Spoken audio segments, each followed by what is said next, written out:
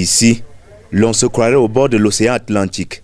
Pourtant, nous sommes bel et bien à Mambo-Kobor, un village des pêcheurs situé à une dizaine de kilomètres de Makba, dans le département du Noun, région de l'Ouest Cameroun. De l'autre côté de la rive, l'on aperçoit Bankim, une localité de la région de l'Adamawa. Nous avons visité près de 20 îlots ici, des îlots qui sont séparés par des cours d'eau jonchés de troncs d'arbres, des difficultés qui empêchent souvent les vaccinateurs d'aller découvrir les enfants.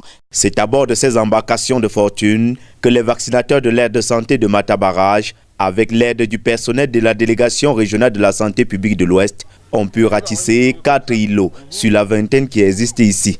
Les enfants que nous avons retrouvés et vaccinés sont à 811. Si j'ai déjà un vaccinateur par communauté, là je pourrais couvrir ces enfants. Plusieurs communautés venues du Nigeria, des régions du Grand Nord et de l'Ouest Cameroun cohabitent dans cette zone, parmi lesquels des réfugiés de guerre dont le statut vaccinal n'est pas toujours connu.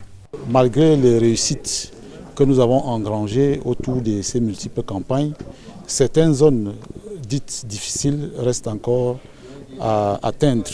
D'où le plaidoyer effectué ce 24 février 2015 à Makba pour mobiliser les autorités administratives, les ministres de culte, les autorités traditionnelles et les populations de cette localité sur l'importance de la vaccination. Des efforts sont doublés pour qu'une couverture vaccinale intégrale soit faite et les populations devraient donc adhérer. C'est en faisant vacciner tous les enfants âgés de 0 à 5 ans au fil des différentes campagnes que nous pouvons éradiquer la poliomyélite au Cameroun.